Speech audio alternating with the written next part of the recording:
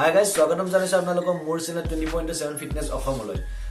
Guys আজি আমি এটা সাপ্লিমেন্টৰ ওপৰত ডিসকাশন কৰিম, কমপ্লিট আপোনালোকক ইনফৰমেশন দিম আৰু সেই সাপ্লিমেন্টটো হল ক্ৰিয়েটিন মনোহাইড্ৰেট। ক্ৰিয়েটিন মনোহাইড্ৰেট হয়নো কি, ই কেনেকৈ কাম কৰে, ইয়াৰ ডোজেজ, ইটো ব্যৱহাৰ কৰিলে আমাৰ কিডনিত ইফেক্ট হয় নেকি, এই আটাইখিনি আমি আজি ডিসকাশন কৰিম। গতিকে আহক আৰম্ভ কৰোঁ ভিডিঅ'টো। গাইজ ক্ৰিয়েটিন মনোহাইড্ৰেট কি হয়, আমাৰ বডিত নিজে নিজে প্ৰডিউস হয়, এইটো এটা এমিনো এসিডে হয়।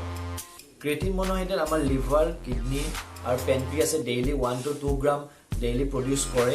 আৰু ইয়াৰ উপৰি আমি যেতিয়া চিকেন খাওঁ আৰু ফিছ খাওঁ তাৰে পৰা আমি ক্ৰিয়েটিন মনোহাইড্ৰেট পাওঁ। কিন্তু যোনবিলাক এক্সাৰচাইজ কৰে সিহঁতক ক্ৰিয়েটিন মনোহাইড্ৰেটৰ প্ৰয়োজন অকণমান বেছি হয়, কাৰণ ষ্ট্ৰেংথৰ বাবে ষ্ট্ৰেংথ ট্ৰেইনিং যেতিয়া আমি কৰোঁ ক্ৰিয়েটিন মনোহাইড্ৰেটৰ প্ৰয়োজন আমাক তেতিয়া হয় অকণমান। যিখিনি আমাৰ বডিয়ে নিজে প্ৰডিউস কৰে সেইখিনি আমাৰ বাবে এনাফ নহয়। আৰু আমি ডাইটৰ পৰা ক্ৰিয়েটিন মনোহাইড্ৰেট পোৱাটো যিমানখিনি আমাক ফুলফিল লাগে, যিমানখিনি আমাক ক্ৰিয়েটিন মনোহাইড্ৰেট লাগে ডাইটৰ পৰা পোৱাটো অলপ কষ্টকৰ। কাৰণ আপুনি যেতিয়া 1 কেজিৰ পৰা 2 কেজি মাছ খাব তেতিয়া তাৰে পৰা আপোনালোকে 2 to 3 গ্ৰাম ক্ৰিয়েটিন পাব। গতিকে সেইটোতো পচিবল নহয়। সেইবাবে আমি সাপ্লিমেন্টেশ্যনৰ পৰা এইটো ইউজ কৰোঁ। যোনবিলাক ইণ্টাৰমিডিয়েট লিফটাৰ বা এডভান্স লিফটাৰ আছে সিহঁতৰ কাৰণে ক্ৰিয়েটিন মনোহাইড্ৰেট এটা ইছেঞ্চিয়েল সাপ্লিমেণ্টহে হয়। আৰু ই কেনেকৈ কাম কৰে গাইজ, আমাৰ যিটো আমি যেতিয়া ডাইট খাদ্য খাম, আমি যিখিনি এনাৰ্জি পাওঁ এই যে মাছুলবিলাকত সেইটো কি হয় ATP হিচাপে ষ্ট'ৰ হৈ থাকে। ATP মিনছ এডিনোচিন ট্ৰাইফছফেট, 3টা ফছফেট মলিকুল লগ হৈ থাকে। আৰু যেতিয়া আমি কাম কৰোঁ বা এক্সাৰচাইজ কৰোঁ তেতিয়া কি হয়, এটা ফছফেট মলিকুল তাৰে পৰা যেতিয়া আমাৰ আপোনালোকে নিজে কিবা এটা কাম যদি ছাপ'জ আপোনালোকে কিবা এটা হাতুৰি এটাই যদি মাৰি থাকে, অলপ সময়ৰ পিছত আপোনালোকে কি হয় হাতখনৰ আপোনালোকৰ এনাৰ্জি নোহোৱা হৈ যাব। কাৰণটো কি, সেই এটা ফছফেট মলিকুল কি হয় ব্ৰেকডাউন হৈ যায় আমি কামখিনি কৰাৰ পিছত, মানে এনাৰ্জিটো আমাৰ ইউজ হৈ যায়। আৰু ক্ৰিয়েটিন মনোহাইড্ৰেটে কি কৰে, সেই যিটো ফছফৰাছ এটা যিটো ব্ৰেকডাউন হৈ গ'ল ATPৰ পৰা ADP লৈ কনভাৰ্ট হৈ যায়, মানে এডিনোচিন ট্ৰাইফছফেটৰ পৰা এডিনোচিন ডাইফছফেটলৈ কনভাৰ্ট হৈ যায়। তেতিয়া আমি যেতিয়া ক্ৰিয়েটিন ইউজ কৰিম, ক্ৰিয়েটিনে কি কৰে আমাক সেই ফছফেট মলিকুলটোৰ যোগান ধৰে। মানে বাহিৰৰ পৰা আমি যেতিয়া ছাপ্লিমেণ্ট ল'ম আমাৰ এনাৰ্জিটো আকৌ অকণমান বাঢ়ি যাব। সেইবাবে আমি যেতিয়া এক্সাৰচাইজ কৰোঁ ক্ৰিয়েটিন মনোহাইড্ৰেট ল'লে আমি কি হ'ম, আমি যেতিয়া বেঞ্চ প্ৰেছ যদি আমি বা স্কোৱাট যদি আমি 8টা ৰেপিটেশ্যন মাৰিব পাৰিছিলোঁ, ক্ৰিয়েটিন মনোহাইড্ৰেট ল'লে আমি 8টাৰ পৰা 10টালৈ আমি 2টা ইনক্ৰিজ হ'ব। আৰু সেইখিনিৰ ফলত কি হ'ব, আমাৰ মাছল বিল্ডিং হোৱাটো সহায় হ'ব। ছেকেণ্ড কথা হ'ল ড'জেজ এতিয়া যিটো নতুন গাইডলাইন মতে এতিয়া আমি 3 গ্ৰামকৈ ইউজ কৰিব লাগে। যিমানবোৰ ছাপ্লিমেণ্ট ইণ্ডিয়াত বিক্ৰী হয় এতিয়া চব 3 গ্ৰাম ইউজ কৰিছে, 3 গ্ৰামকৈ আপোনালোকে ইউজ কৰক। আৰু এতিয়াতো নতুন যোনবিলাক ষ্টাডি ওলাইছে অলমষ্ট আপোনালোকে 6 মান্থলৈ ইউজ কৰিব পাৰিব। আগত আছিল 5 গ্ৰামকৈ আছিল, প্ৰত্যেক ছাপ্লিমেণ্টবিলাকত লিখা আছিল 5 গ্ৰাম আৰু তাত লিখা আছিল 6 to 8 উইকলৈ আপোনালোকে খাব পাৰিব আৰু তাৰপিছত 2 উইকছ তাৰ মাজত আপোনালোকে গেপ দিব লাগিব। কিন্তু এতিয়া যোনবিলাক ছাপ্লিমেণ্টৰ ৰেকমেণ্ডেড ইউজ আহিছে এই আটাইবোৰতে ইণ্ডিয়াত যোনবিলাক নতুনকৈ ছাপ্লিমেণ্ট ক্ৰিয়েটিনৰ নতুন লট আহি আছে এই আটাইবোৰতে আছে 3 গ্ৰাম। আৰু নতুন ষ্টাডিবিলাকত পোৱাও গৈছে যে 3 গ্ৰামকৈ যেতিয়া আপোনালোকে 28 দিনলৈ ইউজ কৰিব তেতিয়ালৈকে আপোনালোকৰ বডি কি হ'ব, ই কমপ্লিটলি চেচুৰেটেড হৈ যাব।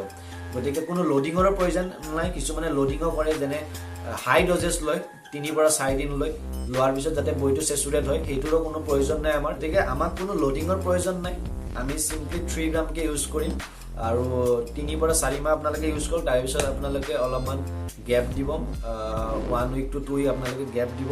সেইটো ময়ো গেপ দি থাকোঁ যাতে আপোনালোকৰ অলপমান বডিটো ডিটক্সিফাই হওক। আৰু ইয়াৰ ৰিজাল্ট ই বহুত ইফেক্টিভ ৰিজাল্ট হয় গাইজ। আৰু আটাইতকৈ ৰিচাৰ্জ হোৱা ছাপ্লিমেণ্ট হ'ল ক্ৰিয়েটিন মনোহাইড্ৰেট। কাৰণ ক্ৰিয়েটিন মনোহাইড্ৰেট আমি যেতিয়া ইউজ কৰোঁ আমাৰ বডিয়ে কি কৰে, ৱাটাৰ হোল্ড কৰে। আৰু ৱাটাৰ হোল্ড কৰাৰ পিছত কি হ'ব, আৰু ৱাটাৰ হোল্ডটো স্কিনৰ ই বাহিৰত হোল্ড নকৰে, ই মাছলৰ ভিতৰত হোল্ড কৰে, আৰু যাৰ ফলত আমাৰ ষ্ট্ৰেংথটো বাঢ়ে। আৰু বডিটোৰ লগত কি হয়, অলপমান ফুলাৰ ফিল হয়, অলপমান দেখাত ডাঙৰ যেন লাগে, কাৰণ বডিয়ে ৱাটাৰ হোল্ড কৰা হবে।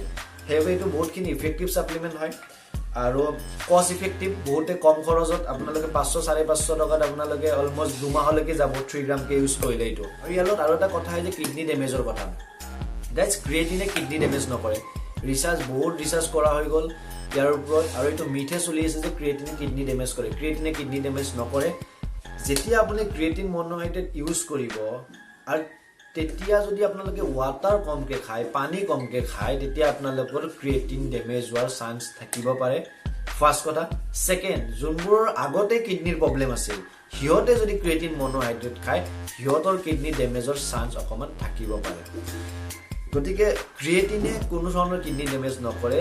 আমি এনেও যদি আমি যদি পানী যদি নাখাওঁ দিনটোত যদি আমি এনেও যদি পানী যদি আমি 3 বা 4 গ্লাছ খাওঁ তেনেহ'লে এনেও আমাৰ কিডনিত পাথৰ হ'ব কাৰণ আমাৰ যোনবিলাক মিনাৰেল আছে ধৰক কেলচিয়াম হওক সেইবিলাক কি হয় বডিয়ে আমাৰ দেহৰ পৰা ওলাই দিব নোৱাৰিব পানী যেতিয়া আমি কমকৈ খাম আৰু তেতিয়া সেইটো কি হ'ব এজ এ কিডনি ষ্টন হিচাপে জমা হ'ব কিন্তু আমি দুখ দি থাকোঁ ক্ৰিয়েটিনক যে ক্ৰিয়েটিন খালে কিডনি ডেমেজ হয় ক্ৰিয়েটিন খালে কিডনি ডেমেজ নহয় গাইজ আপোনালোকে ক্ৰিয়েটিন যেতিয়া খাব খালি এটা কথা মন ৰাখিব যে আপোনালোকে ৱাটাৰৰ ইনটেকটো বঢ়াই দিয়ক কাৰণ যেতিয়া আপোনালোকে ক্ৰিয়েটিন খাব আমাৰ বডিটোও ৱাটাৰ হোল্ড কৰিব তেতিয়া কি হ'ব কিডনিয়ে যিখিনি মিনাৰেল এক্সট্ৰা সেইখিনি ফ্লেছ কৰিব নোৱাৰিব আৰু তাৰ ফলত কি হ'ব কিডনি ষ্টন হোৱাৰ সম্ভাৱনা বাঢ়ি যাব আৰু সেইটো এনেও হ'ব আপোনালোকে পানী কমকৈ খালে এনেও এদিন হ'লেও কিডনি ষ্টন হ'ব গতিকে আপোনালোকে পানীৰ ইনটেক বঢ়াই থাকক আৰু ক্ৰিয়েটিন মনোহাইড্ৰেট আপোনালোকে ইউজ কৰিব পাৰে বেলেগ একো ছাপ্লিমেণ্টো যদি আপোনালোকে ইউজ নকৰে ক্ৰিয়েটিন মনোহাইড্ৰেট আপোনালোকে ইউজ কৰক বহুতখিনি ইফেক্টিভ কৰিব আৰু আপোনালোকৰ ষ্ট্ৰেংথ গেইন হ'ব মাছল গেইন হ'ব